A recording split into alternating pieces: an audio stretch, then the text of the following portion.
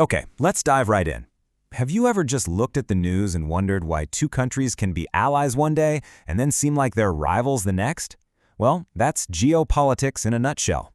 It's this constant, and I mean constant, tug-of-war between two very human instincts, the urge to work together for a common good and that powerful drive to compete and protect your own interests no matter what. And that's the big question we're going to tackle here. Why do nations swing so wildly between being partners and being competitors? If we can get a handle on this dynamic, we can start to make sense of just about everything happening on the world stage, from massive trade deals to really serious global conflicts. So, here's our game plan for this explainer. First, we'll look at the fundamental choices every country faces. Then, I'll introduce you to a tool I call the geopolitical compass. It's going to help us map out all the different strategies. From there, we'll explore the four main ways countries play the game, we'll check out the tools they use to do it, and, most importantly, we're going to bring it all home and show you why this matters to you. All right, first things first, to really get this, you have to understand that every single nation's foreign policy is basically shaped by where it stands on two fundamental spectrums. And these aren't just, abstract academic ideas. They are the core tensions that drive real-world decisions every single day. Okay, so the first tension is between globalization and nationalism. Is your goal to integrate with the world, opening up markets and letting goods, services, and money flow freely? Or is it to look inward, to prioritize your own domestic industries and workers? Then the second tension is cooperation versus non-cooperation. Does a country try to achieve its goals through mutual agreements and shared rules, or does it go it alone, acting unilaterally to get an edge? Every country has to find its footing somewhere on these two scales. Now this is where it gets really cool. What happens when we take those two spectrums and combine them? Well, we get a surprisingly simple but incredibly powerful tool for making sense of it all. We're going to call it the geopolitical compass, and it's going to be our guide for the rest of our time here. Let's start with the vertical axis of our compass. Think of it as that first choice we just talked about. Way up at the top, you've got globalization. That's a strategy of deep integration with the whole world. And all the way down at the bottom, you have nationalism, a strategy that's all about self-reliance and putting domestic priorities first. And then you've got the horizontal axis. This represents that second big choice.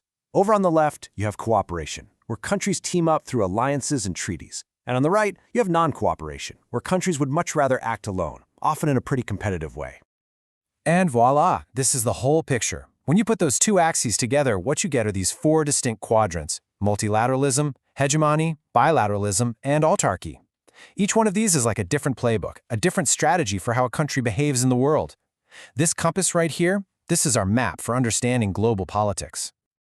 So now that we have our map, let's actually explore the territory.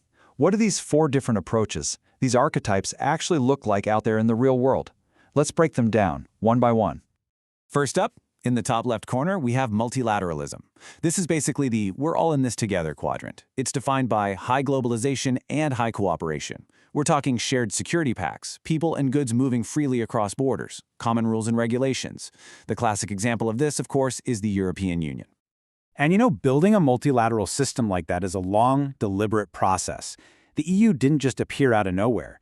It started way back in the 50s by integrating just a couple of key industries, then slowly got rid of trade barriers, created a common European citizenship, and even launched a common currency. But, as the Brexit vote in 2016 shows us, a country's position on this compass is never permanent. It can and does shift. Okay, now let's slide over to the top right, hegemony. Here, we still have a high degree of globalization, but cooperation has dropped way down. Imagine a world where one really powerful country basically sets the rules of global trade, but in a way that gives its own companies a huge advantage. The system is technically open for business, but the whole playing field is tilted to benefit that one dominant power. Moving down to the bottom left, we find bilateralism. Now, this is a nationalist approach, but it has a cooperative twist. Instead of signing on to these huge, sweeping treaties with dozens of other countries, nations in this quadrant prefer to cut specific, one-on-one deals. Each agreement is custom-made to serve the direct national interests of just the two parties involved, without any of those broader, messy commitments. And finally, in the bottom right corner, we have the most isolated strategy of all, autarky. This is a state of maximum nationalism and pretty much zero cooperation. The goal here is simple: complete and total self-sufficiency. An autarkic state tries to produce everything it needs itself, effectively sealing itself off from international trade. Now, this brings up a really crucial point. It's a bit of a paradox, actually. You might think that more cooperation and more globalization would make a country safer, right? But that deep interdependence also creates new vulnerabilities. I mean, if your supply chains snake through a dozen different countries, a crisis in just one of them can cause massive problems back home. Being connected is great, but it also means you're exposed to everyone else's risks. So how do countries actually move around on this compass? Or, for that matter, how do they dig in and defend their position? Well, they use a specific set of tools. Understanding this geopolitical toolbox is really the next piece of the puzzle to decoding their strategies. So, broadly speaking, these tools fall into about 3 categories. First, you've got the national security tools. These are the heavy hitters, things like military alliances, espionage, or in the most extreme cases, armed conflict. Then you have economic tools, which are all about controlling the flow of goods and services through things like trade deals or, on the flip side, tariffs. And finally, you have financial tools, which are all about the money, controlling investments and access to capital, like when a country gets hit with sanctions. And here's the key insight. Any of these tools can be used in totally opposite ways. Cooperative tools are all about increasing the flows between countries. Think of a big trade agreement that lowers barriers for everybody, making business easier. Non-cooperative tools do the exact opposite. They're designed to reduce or even stop those flows. Think of a government seizing a foreign company's factories or blocking currency exchanges. See? It all comes back to that horizontal axis, cooperation versus non-cooperation.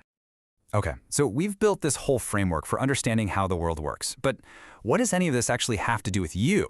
The answer is, well, pretty much everything. These high-level geopolitical shifts have very, very real impacts on your wallet, from your investments all the way down to the price of milk. For instance, a sudden shift away from cooperation can rock the markets and hit your retirement savings. A move towards nationalism can mess up the supply chains that bring you everything from your phone to your coffee, leading to shortages or higher prices. When countries start slapping tariffs on each other's goods, that cost often gets passed directly onto you at the checkout counter. And on an even bigger scale, these global shifts can shake up the entire job market, impacting your career path. So, that leaves us with a final thought to chew on. We're living in an age of truly global challenges. I'm talking about things like climate change, pandemics, resource shortages. These problems don't care about our borders. The real question is, will these shared threats push nations towards that top left quadrant of greater cooperation and multilateralism? Or will they cause countries to retreat inward into nationalism and non-cooperation? The future of our interconnected world might just depend on the answer to that question.